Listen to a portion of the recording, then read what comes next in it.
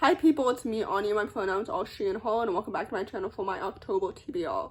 The first book on this list is called The Last Hope School for Magical Delinquents, and it comes out October 1st, which means that it's already out by the time that you're watching this video, which means that also I've probably already read it.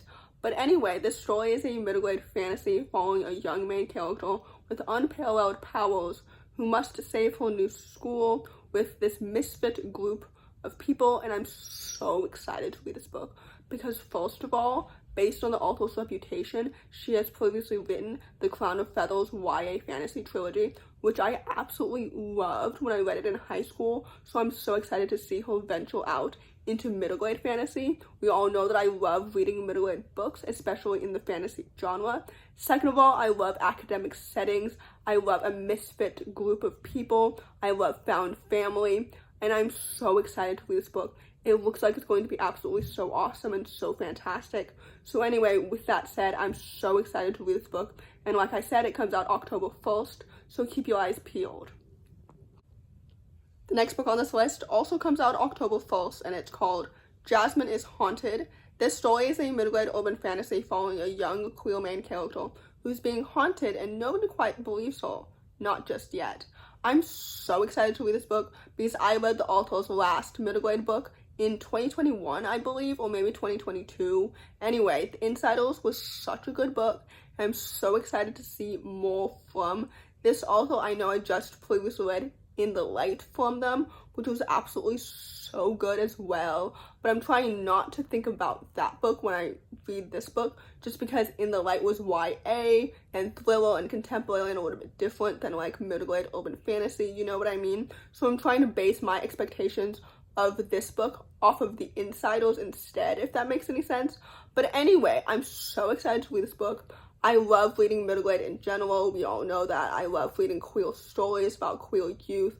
I love the idea that she's being haunted and nobody believes her, like already being misunderstood from the very, very beginning. That's something that I can relate to, you know what I mean? Like, I'm so excited to read this book. It sounds like it's going to be so cool and so awesome. So anyway, with that said, this book comes out October 1st, and I'm so excited to read it. The next book on this list is called Tangleroot. This story is a YA contemporary that comes out October 15th, and it follows a young black main character who must navigate her own family history when her summer is disrupted when her mom moves the two of them to a plantation home.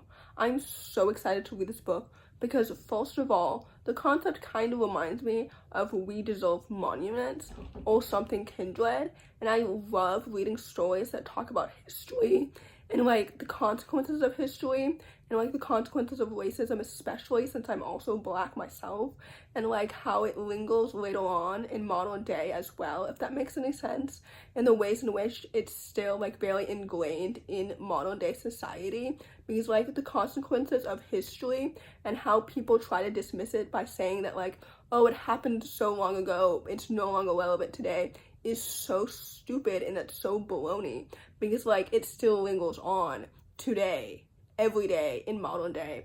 Anyway, I digress. I'm so excited to read this book because it sounds so good and so awesome.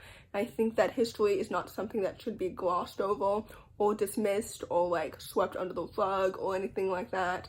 It's something that should be brought to the light, to the forefront every day, because like I said, it still happens to this day. So anyway, the point is, I'm so excited to read a story about that and about like characters in modern day and like all of that stuff. So anyway, like I said, I digress. This book comes out October 15th, and I'm really looking forward to it.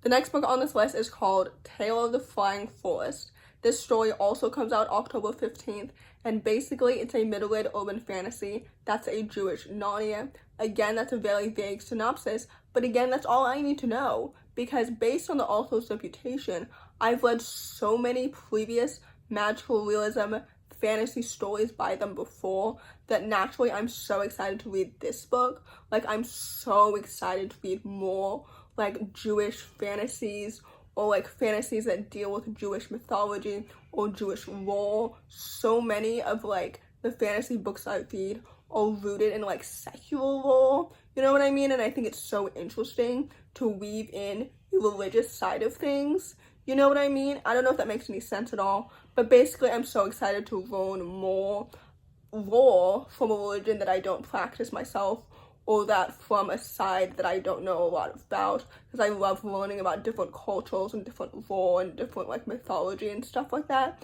So anyway, the point is I'm so excited to read this book. It sounds like it's going to be so amazing and so well done, especially since Narnia itself originally was based in Christian like theology and stuff like that. So it's interesting to see something that's inspired by Narnia, I believe, but has a different religious perspective, if that makes any sense.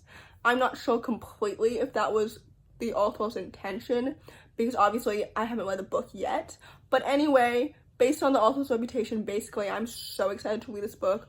I'm so excited to see what will happen to the characters, the story, and everything. So anyway, with that said, this book comes out October 15th, and I'm so excited to read it. The last book on this list, and hopefully not the least, is called The Shape of Lost Things.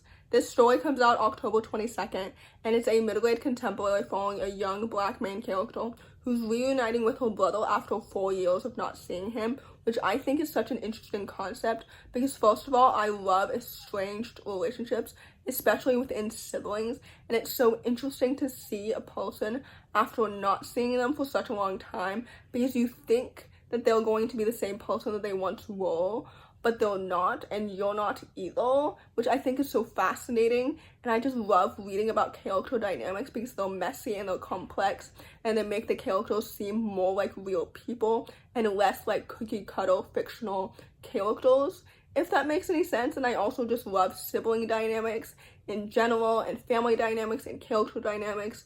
And like, anyway, also based on the author's reputation, I'm so excited to read this book because she previously wrote The Probability of Everything, which I read last summer, I think, which was so good, and I really, really loved it. So I'm so excited to see another middle-grade contemporary by her. And like I've said before throughout this entire video, but also so many times on my channel, I love reading middle-grade stories just in general. I think it's so important to like read stories about young people, because like, I don't know, I think it's so cool and so important and so necessary. I will be talking about this again in probably my next video, but anyway, the point is this book comes out October 22nd, and I'm so excited to read it. So with that said, I'm really, really looking forward to it. So in conclusion, that's my October TBR. I hope that October is fruitful in terms of reading, in terms of quantity and quality. So anyway, in conclusion, if you enjoy this video, please don't hesitate to give it a big thumbs up. Comment down below the pancake emoji if you made it all the way to the end of the video. Thanks for watching. Subscribe to my channel if you're new, and I'll see you in my next video. Bye!